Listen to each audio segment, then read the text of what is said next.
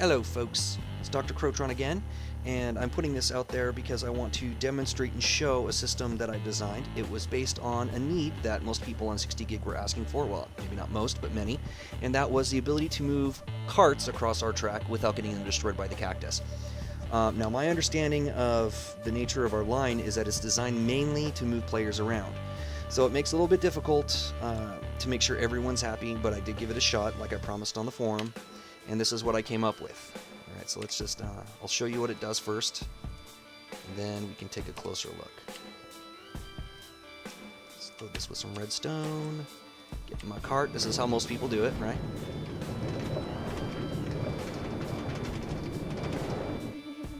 Okay, you get out of the cart, right? Get your stuff, my redstone. Then you break your cart down because you need to go to the next track, and you know this one can go on, doesn't matter. Actually, I'll show you how this works first, I guess. Alright, so notice we've got this chest here, there's a hopper right here, and a pressure plate right here. Gotta go stand on the pressure plate for a while. The pleasure plate. Okay. As I open it, you notice that I just got redstone. Okay, it's all out. So then I get my cart, yeah, it's all done. Push you in there, and go over here because I'm going to go this way or wherever it is. Alright. So notice there's a few things that I tried to accomplish here. One is I wanted to make this so that under normal circumstances, now let's see what happens when I do this under normal circumstances. Which means I'm just a player and I'm in my cart and I'm coming right along.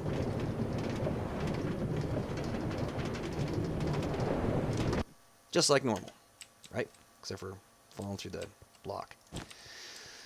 So what I did, let's take a look under the hood. Without breaking anything, hopefully.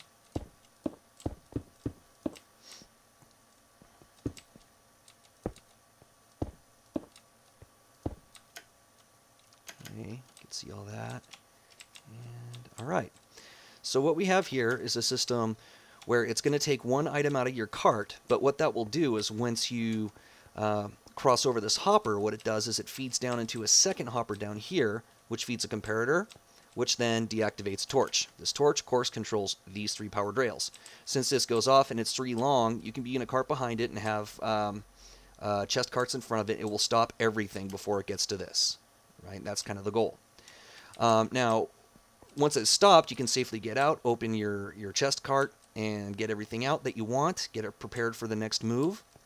And of course, break it down so, so there's nothing left sitting over here. And even if this thing activates, the cart won't move unless it's touched, which is kind of nice. Alright, so let's say that we want that then. What this, I'll try to show you on this up here. There's some redstone in there. Alright, so right now you notice I've got this line right here to the pressure plate to a redstone torch. Redstone torch is on, which means that this hopper right here will not let things pass.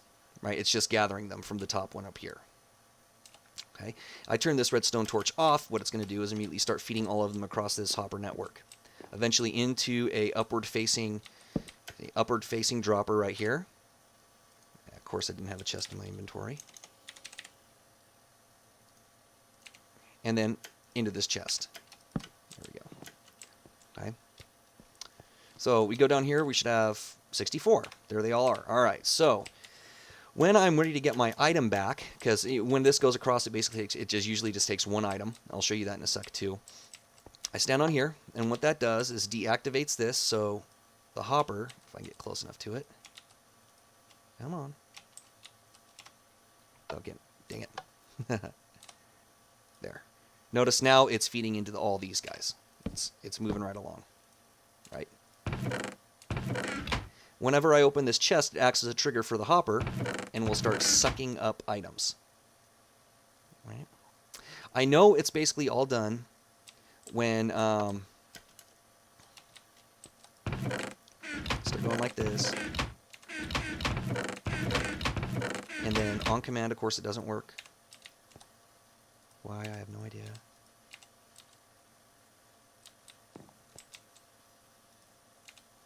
Where'd all this stuff go? Oh. Oh, it's because it's got to be a trapped chest. Oh. Yeah. glad I did this on video so everyone could see that. There we go, trap chest. Acts exactly like a trap, like it's supposed to, and we get our items back. Yeah, just keep going like this, and I can get all the items I want. All right. Nothing like rolling live. All right, so hopefully that makes sense. I mocked this up so it's at the exact dimensions of our regular rail station. This would be on the incoming, of course. On the outgoing side would be all the mechanisms, for activating the default. So I'm gonna look at the mock-up here. Take a look at this. Essentially, we have room to move over in this direction. We don't have much room at all because of this line right here, which is important, remember, for setting our cart dispenser, right? So, yep, that's it. Give this a look. Tell me what you think. And if it's something that's good, I can try to include it in the mock-up here, polish up the world, maybe do another world download. Yeah. All right. Hey all, there's one more thing, well, a couple more things that I wanted to talk about. I just took the advantage of me doing the video about the chest cart stopper just to show some other things that are going on and how I'm coping with some of the differences that are, inherent to our stations as compared to the ones that are actually in the design that NEC made for us. So let me take a look around. Let me show you around a little bit about how I'm dealing with that. So notice here, there is no big deal whatsoever. As long as the distance from the wall is 4 open after this one, so ... then we can work all we want in there. That's why you can see this lighting effect is because I've got stuff behind it. I'll show you. See, I got the stuff behind it. So that really was not as big a deal as I thought it could have been, which is good. Nice and simple is nice and simple. All right, so some of the things I wanted to discuss, let's see. One of the first ones, I highly suggest that all of the stations have a corner entry point, something like this, so it doesn't get in the way of any of the redstone, but it makes it so anybody can access all the redstone areas. What I did here, this is just my preference. I made it out of glowstone because it's very obvious where the corner or where the entrance to this thing is without people having to stumble around looking for trap doors or, look for a door, so on and so forth. Nothing too fancy, just a couple of sticky pistons with, a couple of pieces of glowstone. And back here, or down here, it's just a simple entrance into the whole thing. Now, the way I dug this out is I specifically had in mind making my digging pattern so that I could access all parts of the redstone machinery. So if you look through here, you'll notice that I've got these corridors for all 4 of the stations. Here's one, and so on and so forth. I also made it so that this particular part of the redstone right here acts as my ladder up into the interface area. So you can see I can get to this side of the interface area if I have to do something in here. And I can also jump on all this and get to the other side if I need to, down here, right? I can still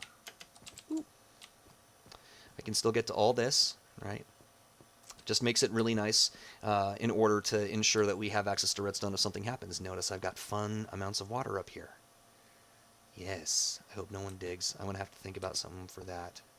Maybe, just throw up some heavier block or some cobble so people don't, inadvertently dig down into this. But if they did, that's one of the reasons why we have all this white wool, because it lets us know that something redstone-like should go there. Then all we have to do is just go back and look at the schematic and we can fix it without much problem. The other thing I wanted to bring up is one of the issues with server lag when it comes to redstone is not actually the activation of the redstone. It's not the math that goes along, traveling this line. It's more about the lighting update. So what you can do to minimize the impact of all this redstone on a server is to put lots and lots of lights down. Lots and lots of lightings. I just use torches because they're cheap and I hate gathering glowstone.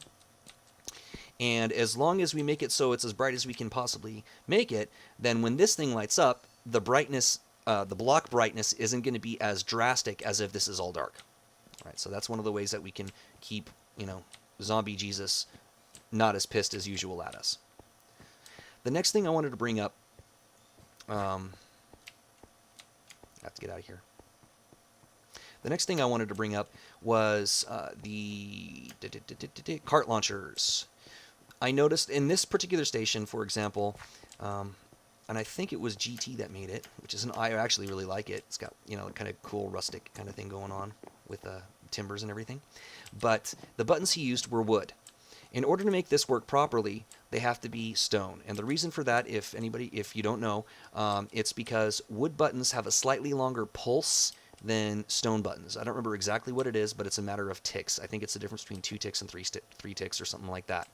If we use a wood button, that's going to send a 3-tick signal, so when you get in the cart and push the button to go, this still stays on as the new cart pops up and is dispensed, basically after you pass this. When that happens, it wants to move the cart away from the block because that's the command that these are telling it to use. If it's this, it's much shorter. It's just a pulse. It's more than enough to get you off. It's more than enough to get you going forward, but it's not so much that it wants to push the cart. So the cart will pop up and stay right there, so someone doesn't have to, go through the annoying task of pushing it back and, getting it positioned and getting in and then going. So please use stone blocks right there. Stone buttons. Stone blocks. All right, the last thing I wanted to talk about is how to terminate these rails, the rail stations that are locals only. Now, in the grid, right, if we look at our orange and our purple, of course, we've got the line that goes all the way through to the next station and comes all the way back from the next station, and then we have our local lines, the 4 local lines in here, right? For corner points and edge points, or edge stations, there are 1 or 2 stations that go really nowhere. There's not much of a map left for it to go to, so it just basically, stops at a dead end here. This is what I did with my corners. So I've got 2 of these local lines here, and what I did is I just put in all the redstone as it normally is. The reason for it underneath here, everything is as it would normally be if it were a regular station line. And that is because if there's some expansion, if there's something that comes up, who knows, then all you got to do is put a rail here and then just continue the track on, and this will automatically function, which means no one has to figure out redstone, no one has to figure out what was missing, anything like that. Otherwise, this is just like the rest of the local stations. You go over here and you press block 1, block 1, block 1 lights up, and notice here it'll push you through here. I don't have a cart, do I? Of course I don't. And it, functions as it's supposed to. Okay. And basically, this is just a big loop. So let's say I crossed over that and I'm coming back from my local station, or from my place to the local station, and I go down this way, and it's the usual roundabout pattern that brings us back. This one's almost done. I'm just missing, I think, like 3 different rails. 4 different powered rails, because I ran out of gold. But notice it just brings you right back. All right, so you can move on your merry way. All right, folks, that's just what that's all the stuff that's come to mind now. Some of it's been brought up in the forums, some of it hasn't, but I definitely wanted to share it with you. I hope this is helpful. If it's not, then that's just too bad. And I will see you in the server. Bye-bye.